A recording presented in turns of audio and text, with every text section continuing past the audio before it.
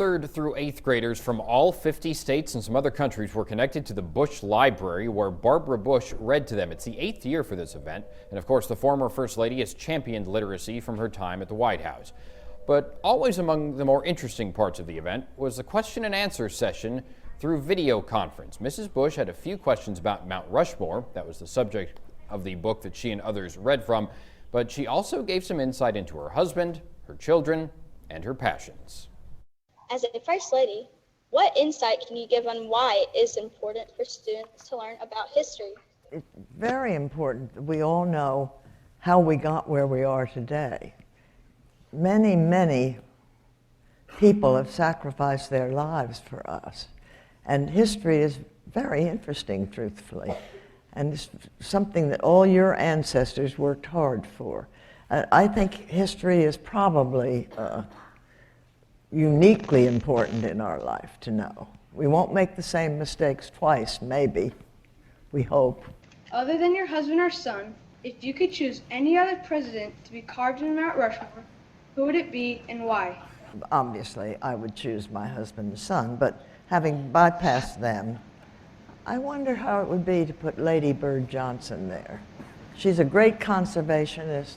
She did more for America than we really know. She cleaned up our highways, and she's done some wonderful things. I'm a huge fan, but I'd like to see a woman up there. When you first got married to President George Bush, did you ever imagine you would be president of the United States one day?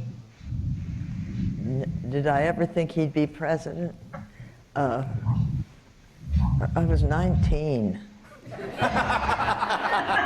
And he was 20.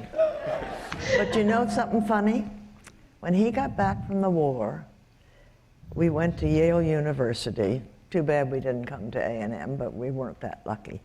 But anyway, we went to Yale University, and my father wrote a friend, and the letter's in this library someplace, talking about his 4 children, and when he got to me, the third, he said, she married a boy named, he was called Poppy Bush then, but she married a boy named George Bush, who someday I think will be president, which I didn't take very seriously then.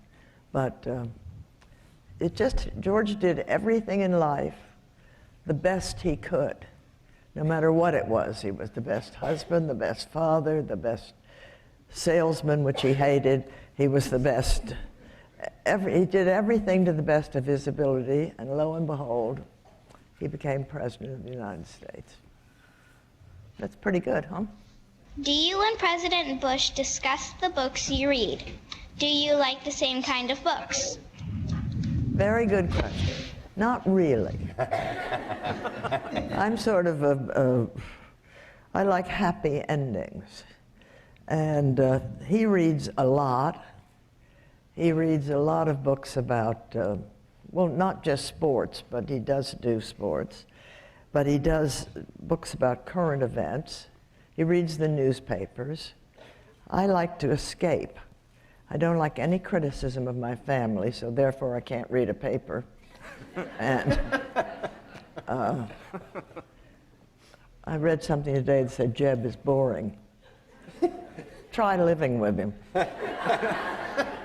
Anyway, I like romantic books where everybody ends up happy. Why did you choose to support literacy as a First Lady? Why did I choose literacy as a First Lady? I chose it because every American, I'm quoting Abraham Lincoln, has the right to rise. Every American can't rise unless they can read, graduate from high school, go on to some college or university or community school where they learn a trade. We have neglected those people who can't read. And we should be so grateful to our teachers who have teaching these children to read. And the 3rd grade, if you don't read by the 3rd grade, the chances are you're never going to read. And then that means you'll never get a job, you'll probably go to jail, it just is tragic. So I chose literacy because if more people could read, write, and comprehend, then they would have a chance to rise in our country.